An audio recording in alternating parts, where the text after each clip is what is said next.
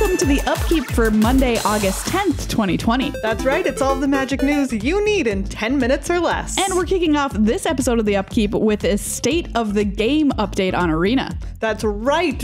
Top banner news there is Amonkhet Remastered arrives August 13th. That's almost today. Oh, it's so close. There's going to be Exert, Embalm, and Eternalize are all returning, which are important to note just because they do have different game, interfaces. So Exert option will appear when you attack, and Embalm and Eternalize are near hand, like Escape. Oh, interesting to see how they will integrate all of that onto Arena. Yeah. There's 338 total cards, and you can get them in boosters, in limited events, and through crafting. So keep in mind that rotation is on the horizon. It's coming in September, but starting on that same date, August 13th, there will be standard 2021 play and ranked queues. So hop on in if you're ready to get a jump on rotation and a taste of what play will be like post-rotation, kind of, sort of. That's right. Players who log in before September 17th will also get a special renewal gift once rotation happens. That's going to have bonus in-game card rewards, Zendikar Rising boosters, and a special card sleeve. And if you haven't gotten your Jumpstart fix yet, I highly recommend you do. It's super fun to play. It is leaving August 16th, so this is just a little heads up. That's right. They're also making pairing adjustments in Brawl based on the weight of some commanders. They're trying to nudge more competitive players together and then more laid-back players together. Additionally, Ruined Halo has been added to the Brawl ban list, and Ruined Halo and Gideon's Intervention have been added to the historic Brawl ban list. Oh no, I am kind of sad about Gideon's Intervention. Sorry, Maria. People need to be allowed to do their fun things in Brawl. I guess. There's also been some search changes to the deck builder search on Arena. There's more information on that in the Wizards State of the Game article. That's right. As we mentioned, Amonkhet Remastered is coming in just a couple of days, and there have been a few preview articles talking about the cards in each color. So far, we have white and green, and you can see those in the links in the show notes below. But most importantly, with each color, they've previewed 2 cards in that color that are not originally from Amonkhet, but that they are reprinting in Amonkhet Remastered with new art that makes them set on Amonkhet. Oh, that's cool. It really is. So in green, we have Collected Company and Hornet Queen, and in white, we have Wrath of God and Rest in Peace. And as of right now, those are the only 2 articles that have been released. So I'm super excited to see what other cards come in each of the other colors. Yeah, those are very powerful cards. They really are. Being added to the Company? Pool. Yeah. Hello. So we've got our eyes on the competitive scene as well. This past weekend held the Red Bull Untapped International Qualifier number 4, and it was standard, and it was kind of our peak at standard for the first time after some real serious bans that we talked about last week on the program. And you know what? I'm proud to announce that ramp decks are not at all, just kidding. JK! Uro is still here, still making waves. Yeah, so Sultai Ramp finished 1st through 4th place, and that just makes me, it hurts. It is literal pain I'm feeling when I announce that to you. So I guess ramp decks are not dead. Also in the top 8, we had Temur Flash, which is kind of cool. Orzhov Yorion, that old gem. Is it Spells? Yeah. Blast from the Past. And another Sultai Ramp deck to round out that top 8 of that event. Yeah, as far as the metagame goes, Sultai Ramp was the most played deck, but it was only about 18% of the field, which is certainly down from the 50 to 60% that Reclamation decks were a week ago. Temur Adventures was 11%, Mono Red Aggro was 7%, and Temur Elementals and Mono Green Aggro were each 5%. 22 archetypes in this event had at least 10 copies. What does that say to you?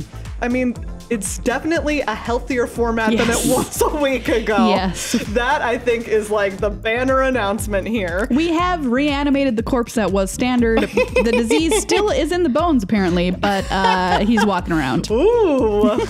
Sultai Ramp also won the first post-ban SCG Online Championship qualifier. So that also had 4 copies of Sultai Ramp in the top 8. Plus 2 Lurrus Rakdos Sacrifice, a Mardu Winota, and a Temur Adventures. Okay, so yeah, like I guess your headline here is, you know what, Standard's looking a little bit better. Yeah, you know what? It's still kind of sad, but it's better than where it was. Good point. All right, some fun news here. If you're looking to add to your Magic t-shirt collection, apparently, unearthed by Aaron Campbell on Twitter, Kohl's is selling a whole ton of Magic t-shirts. Like a bunch. And like you're just like, lot. Where are these from? They're not any designs that Magic has sold before. No, they're random, but like there's some really fun ones out there. Yes. There's a cool draft one that you were showing me. I know, they've got like designs from old sets of Magic, like old booster packs and set logos and that kind of thing. They're really cool. Yeah. I'm like, why isn't Magic selling these? I don't know. So if you want to expand your Magic t-shirt collection, head on over to, of all places, Kohl's. A sentence I never thought I would be saying on this show. If you pick out a shirt, it like gives you like shorts and sandals recommendations to go with it, you know? So it's a little bit like The Closet and Clueless. There's a reference wow, for there's you. a good reference. Next up, Double Masters VIP box toppers. There's been some discussion about this online in the last week. So Wizards announced that the distribution of box toppers doesn't work the way that people originally thought that it did. So it's impossible to get a double mythic box topper pack. Oh. It has zero effect on the expected value of a VIP booster. So rares and mythics still show up at the same rate, with rares being twice as common as mythics. But the way that the box toppers show up in packs is different. So rather than 1 out of 9 packs having 2 mythics, etc., that the actual distribution is 6 out of 9 packs will be mythic and rare, and 3 out of 9 packs will be rare. Okay. Yeah, so you can't open like a god pack with like $800 of value from your $100 VIP booster.